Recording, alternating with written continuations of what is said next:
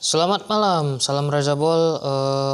Ya, kali ini kita kembali lagi ingin membahas beberapa tim di Euro 2020. Di sini saya bahas nggak banyak-banyak, paling cuma 8 ya. Itu pun yang bisa merepotkan di Euro ini. Pertama saya mau bahas tentang Prancis dulu sama timnas Inggris. Kita ke Prancis dulu ya.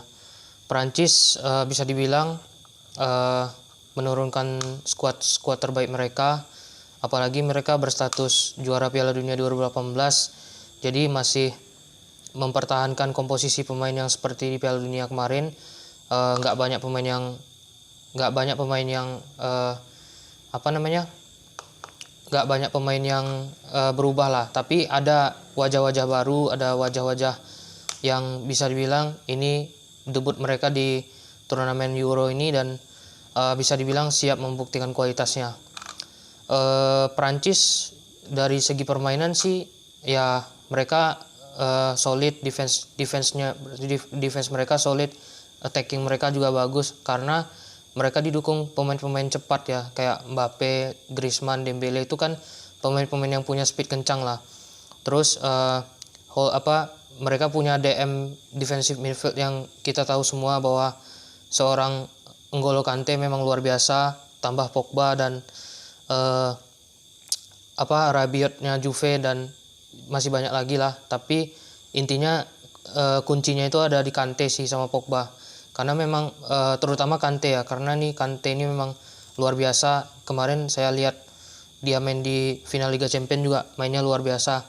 Sekelas apa aja lini tengah Gundogan, De Bruyne sama Phil Foden itu aja bisa dikantongin lah bahasanya sama dia. Jadi kita bahas dulu skuadnya dari kiper.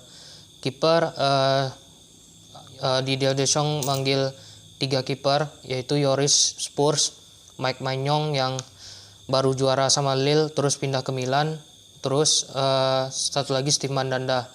Nah, yang saya bingung itu Steve Mandanda sih, terutama karena ini kiper paling senior di tim Prancis tapi masih nggak bisa menggeser seorang Hugo Lloris yang kemarin baru saya baca ternyata Lloris ini debut di timnas Prancis tuh sejak 2008 loh, bayangkan. Berarti sejak era Fabien Barthez itu kan bisa dibilang Fabien Barthez tuh kiper Prancis terakhir lah yang main di turnamen kompetitif kan. Habis itu Lloris 2008, 2010 Piala Dunia, 2012 sampai sekarang lah. Jadi bagi Steve Mandanda ini kayaknya sebuah tamparan lah bagi dia. Kok bisa dia yang senior tapi malah kalah sama Lloris yang notabene lebih muda daripada dia. Tapi ya memang kualitas nggak bisa bohong kan. Lloris memang selalu diandalkan di bawah Mistar. Kalau bagi saya untuk Mike Maignan, dia ini kiper bagus. Apalagi di Ligue 1 musim ini dia 16 kali clean sheet loh. Nah, jadi saya rasa dia juga layak dikasih kesempatan main sebagai starter. Kalaupun nanti Lloris antara Lloris atau Mandanda cedera, bisa dia dipercaya di bawah Mistar. Tapi menurut saya sih Lloris yang bakal jadi kiper utama. Kita ke back di kiri ada Lucas Digne Everton, Lucas Hernandez Bayern Munchen. Di tengah ada Rafael Varane Madrid, Kurt Zouma Chelsea, Presnel Kimpembe PSG, Jules Koundé Sevilla, Clement Lenglet Barcelona, lalu ada siapa lagi ya, back kanannya Leo Dubois Lyon sama Pavard. Ini kalau untuk back tengah sendiri sih biasanya Prancis tuh lebih ngandelin Kimpembe sama Varane ya. Tapi kalau Varane ya saya sendiri lihat dia di Madrid terutama musim 2020-2021 memang permainannya itu menurun dari match ke match gitu. Apalagi setelah Eder Militao sama Nacho duet ya. Apalagi kemarin main lawan Villarreal asli lah. Varane ini emang nggak banget lah mainnya. Tapi kalau dikasih kesempatan ke si Koundé sih bisa juga. Jules Koundé itu kan bagus juga di Sevilla, jadi bisa dia duet sama Kimpembe nanti. Terus kanannya Leo Dubois sama Benjamin Pavard. Kalau ini saya lebih prefer ke Pavard sih, karena Pavard juga di Munchen luar biasa. Untuk kirinya Lucas Hernandez juga luar biasa di Munchen, makanya dia kayaknya ngisi posisi back kiri dibanding Lucas Digne. Habis itu ke tengah ada Rabiot, Juve, Kante, Chelsea, Pogba, MU, Tolisso, Munchen, Moussa Sissoko, Spurs. Habis itu siapa lagi ya? Thomas Lemar, Atletico. Nah, kayaknya Perancis main dengan, menurut saya sih Perancis biasanya bermain dengan 2 DM, Kante sama Pogba. Tapi bisa juga antara pemain itu dirotasi.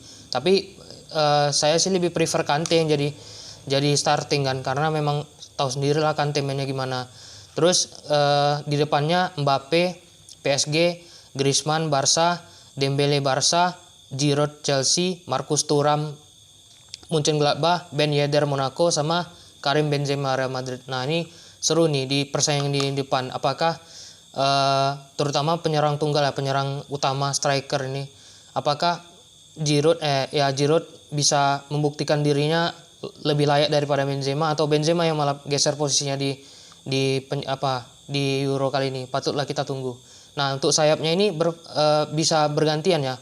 Maksudnya biasanya kan Mbappe prefer di posisi kiri, Griezmann sama Dembele di kanan. Nah, either Dembele atau Griezmann ini bisa jadi starting. Cuma bisa nggak di backup sama pemain-pemainnya kayak Marcus Thuram, Ben Yedder kan harusnya bisa lah mengisi posisi itu. Jadi saya melihat Perancis ya tetap akan jadi pesaing utama untuk negara-negara lain, tapi tergantung performa mereka sih. Ya kalau mereka bisa sampai final lagi di Euro sebelumnya ya besar peluang mereka untuk jadi juara. Jadi kalau misalnya mereka bisa lolos dari grup F kan, karena mereka tergabung sama Jerman, Portugal sama Hungaria, ya saya yakin Prancis juga bisa menjuarai Euro ini. Tapi tergantung kompetitor yang lain sih. Kalau mereka Prancis konsisten, yang lain konsisten, terus nanti bisa diadu ke konsistenannya, baru bisa kita lihat siapa yang lebih layak juara di Euro kali ini. Itu aja dulu untuk timnas Prancis. Lalu kita ke Inggris. Nah, Inggris mengejutkan. Berita terakhir yang saya baca, TAA cedera. Jadi sekarang Southgate ini kehilangan TAA dan punya 25 pemain, kan maksimal 26. Nah, apakah dia akan mencari back kanan yang baru, atau dia prefer ambil pemain yang dia coret dari kemarin yang dia list 33 nama. Nah, kalau saya sih lebih pinginnya Lingard masuk lagi ke timnas Inggris ya. Ini bukannya apa-apa, karena Jesse Lingard memang bagus sekali di paruh kedua sama West Ham. Jadi sayang kalau dia dicoret. Jadi saya lebih prefer Lingard yang bakal dimasukkan ke squad. Kita bahas dari kiper. Dean Henderson MU, terus Jordan Pickford Everton, sama Sam Johnston WBA. Nah, ini mengejutkan sih, karena kemarin kalau nggak salah si Southgate itu manggil 2 kiper yang timnya degradasi musim ini, Aaron Ramsdale Sheffield United sama Sam Johnston WBA. Nah, ini bagi saya sih mengejutkan, karena kenapa kiper-kiper yang tim degradasi itu bisa dipanggil ya. Tapi kalau bicara kualitas ya memang saya kurang tahu pasti Sam Johnston sama Aaron Ramsdale itu gimana, karena ya saya jarang nonton Liga Inggris juga kan, apalagi tim-tim kayak gitu. Cuman ya kalau untuk jadi starting sih saya lebih prefernya masih Jordan Pickford. Cuman kalau Jordan Pickford ini gimana ya? Ya nanti takutnya sih dia buat sensasi lagi lah kan, kayak kemarin dia Nekel Van Dijk tuh. Jadi tapi saya pengen juga lihat Dean Henderson jaga gawang Inggris. Ya mana tahu kan dia bisa membuktikan dirinya layak untuk menjaga gawang Inggris. Terus kita ke back ada Harry Maguire MU, Johnston City, back kirinya itu ada Luke Shaw MU, terus Chilwell Chelsea. Back kanannya ini yang banyak nih. Back kanannya itu ada Reece James Chelsea, Kieran Trippier Atletico, Kyle Walker City, sama TAA tadi. Tapi TAA kan udah cedera dia. Jadi back tinggal sisa 3. Oh ya, tadi pelapis yang back tengah itu ada Tyrone Mings Aston Villa, sama si siapa? Michael Keane nggak salah, Michael Keane Everton. Nah, terus kita ke tengah, Jude Bellingham Dortmund, terus Jude Bellingham, Jordan Henderson Liverpool, lalu ada Jadon Sancho Dortmund, habis itu Mason Mountnya Chelsea, habis itu Phil Fodennya City. Nah, itu bisa dibilang ya pemain-pemain bintang semua lah di klubnya masing-masing ya. Ke depan Harry Kane Tottenham Hotspur, Marcus Rashford MU. Kemarin ada Mason Greenwood tapi dicoret karena dia cedera. Oli Watkins, habis itu si Bukayo Saka Arsenal, Oli Watkins Aston Villa. Lalu siapa lagi ya?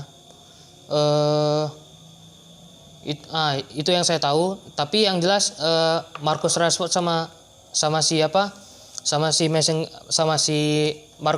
Harry Kane sih layak ngisi penyerang timnas Inggris ya, tergantung siapa yang lebih konsisten nanti di Euro. Kalau misalnya Harry Kane konsisten, berarti Harry Kane yang jadi starter nanti penyerang. Kalau Inggris ya bisa dibilang peluangnya sama kayak Prancis tadi, tergantung konsistensi mereka aja sih.